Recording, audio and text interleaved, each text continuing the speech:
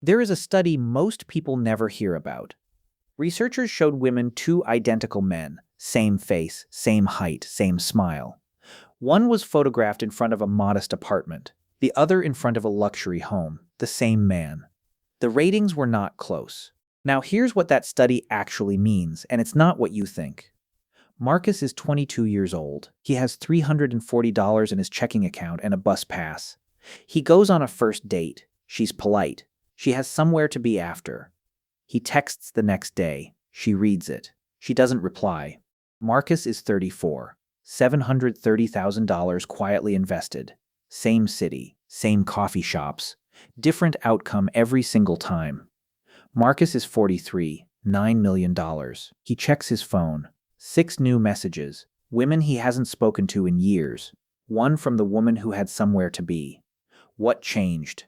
Not his face, not his personality. Not how funny he is, how tall he is, how much he works out. What changed, the only thing that changed, is what the world around him could see. This is not a video about dating. This is a video about how wealth reshapes every relationship you have, who pursues you, who respects you, who remembers your name. At every single level from 0 to $9 million. And if you think you already know how this works, stay until Tier 4. Because what money actually does to you at that level is the opposite of what everyone assumes. It doesn't simplify your life. It makes it harder to read. Let's start at the bottom, where most of us begin. Marcus is 22, renting a room from a cousin. No car, no real savings, no visible trajectory. Dating at this level is a quiet kind of war. Not because women are cruel, but because cues matter. And Marcus is sending the wrong ones, not by choice, but by circumstance. He can't drive to pick someone up, can't suggest a restaurant without checking the menu prices first. When a first date asks what he does, he says working on some things. That's code for nothing is working yet. She texts back slower after that. This is the first lesson in wealth psychology. Before you have money, you are constantly in the position of explaining yourself. Your potential doesn't show up in a credit score or a zip code or where you take someone on a Friday night. You know what you're capable of. But she's working with incomplete information, and human beings, all human beings, make fast, unconscious judgments based on what they can observe. At $0, Marcus gives them nothing to observe. He is working on financial independence in silence, building his emergency fund to $1,000, then $2,000. Learning about index funds at midnight, eating the same 4 meals on rotation, but none of that shows up on a first date.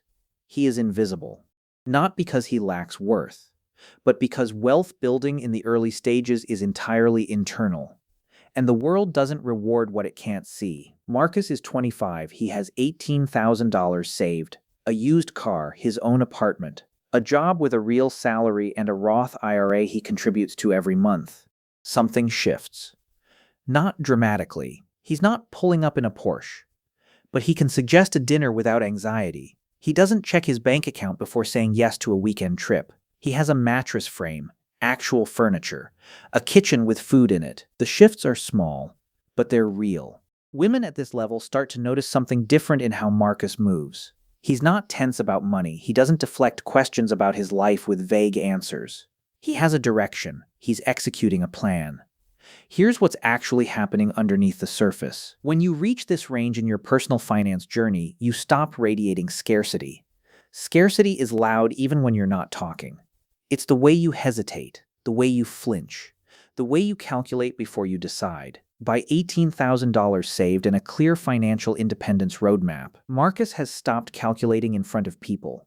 That shift in body language, that ease, reads as competence. And competence is attractive regardless of gender. He's still not wealthy, but he's becoming someone with a trajectory. And trajectory, it turns out, matters almost as much as destination. Marcus is 28. He has $85,000 between his brokerage account and his 401k. He's been following the same personal finance basics for 6 years. Live below your means, automate, invest the gap, don't touch it. He doesn't broadcast any of this, but the results are starting to surface in quiet ways. He owns his wardrobe instead of leasing it on a credit card. He takes a week off without panicking about the paycheck. He says no to things he doesn't want to do, dinners, trips, obligations, without a financial excuse. He just says no. That word no, without explanation, is one of the most powerful signals of financial freedom, because people who are financially stressed can't say it. They have to say yes to everything, every extra shift, every obligation, every compromise to stay afloat. Marcus can say no, and women notice. At this tier, the nature of the attention begins to change. It's not just initial interest, it's sustained interest. Women want to understand how he works, where he's going. They ask about his plans, his goals, his timeline, because at $85,000 quietly invested, Marcus is no longer just a person, he's a prospect. And this is where the psychology of money intersects with relationship psychology in a way most men never see coming. People are drawn to financial stability not because they're shallow, but because financial stress is genuinely corrosive to relationships. A partner who isn't desperate is a partner who stays by choice. That choice is rare, and rare things hold value. But here's what Marcus didn't expect, and what almost nobody in personal finance talks about. More money does not make the relationship landscape simpler. It makes it harder to navigate than being broke ever was. And by tier 6, Marcus discovers something that completely changes how he uses his wealth. Not to attract more people, but to eliminate the wrong ones entirely. Stay with us. Because the strategy he develops is the part most people never reach. Marcus is 31. He has $220,000 invested. He's not rich. But by most American standards, he's ahead. Further ahead than anyone in his social circle knows, because Marcus practices stealth wealth. No flex. No announcements. No upgraded lifestyle. He drives the same car, lives in the same apartment, dresses the same. But something changes at this tier. The attention from women gets louder, more frequent, harder to read. Here's the problem. Marcus can't tell anymore who's interested in him and who's interested in his trajectory. At $0, the challenge was invisibility. At $220,000, the challenge is a different kind of blindness. He has more options, but less clarity about what those options mean. A woman texts back instantly now. Is it him? Is it the subtle signals of financial freedom he's putting out? Someone he's known casually for 2 years suddenly wants to get coffee. A coworker who never noticed him mentions his apartment looks really nice. This is the filter problem. And it's real. Money doesn't just change how others treat you. It changes your ability to evaluate why they're treating you that way. The men who understand wealth building know this tier is actually more psychologically complex than $0. At $0, rejection was clean. She wasn't interested. Simple. At $220,000, the signal is muddy. And muddy signals in relationships lead to bad decisions, no matter how good your investment portfolio is. Marcus starts paying attention differently. Not to who shows up, but to who showed up before. Marcus is 34, $730,000 invested. His money is making more than his first job paid. Compound interest has stopped being a concept and started being a deposit notification. He buys a house, not a mansion, a good house in a good neighborhood. He doesn't announce it, but people find out, because that's what houses do. The treatment shifts again, this time from women he already knows. Friends of friends start materializing at gatherings. People who were always pleasant but never particularly interested are suddenly more interested. A woman he went on 2 forgettable dates with 3 years ago sends a message. "Hey, I've been thinking about you." She has. She's been thinking about his zip code, and Marcus, who has spent over a decade building real financial independence, is not bitter about this. He's clear about it. Here's what wealth psychology teaches you at this level. The question is never, does money change how people treat you? Obviously it does. Everyone knows this. The question is, are you going to let that reality make you cynical, or are you going to use it as a filter? A person who shows up when the money shows up is not a person who would have stayed when the money wasn't there. That's not a betrayal. That's data. And in both personal finance and relationships, you make better decisions when you work with accurate data. Marcus starts to see the people around him more clearly than he ever has. Not because he's rich, because he now has something to calibrate with. Marcus is 38, $3.1 million. He does not look like a man with $3.1 million. That is intentional. He still drives a 4-year-old car. He vacations, but he books it himself. No entourage, no Instagram, no announcement. Stealth wealth at this level is not modesty. It's a strategy, because Marcus has watched what happens to people when they broadcast money. He's seen the energy shift in every room they enter. He's seen the questions change. Not who are you, but what do you have? He has chosen to remain himself.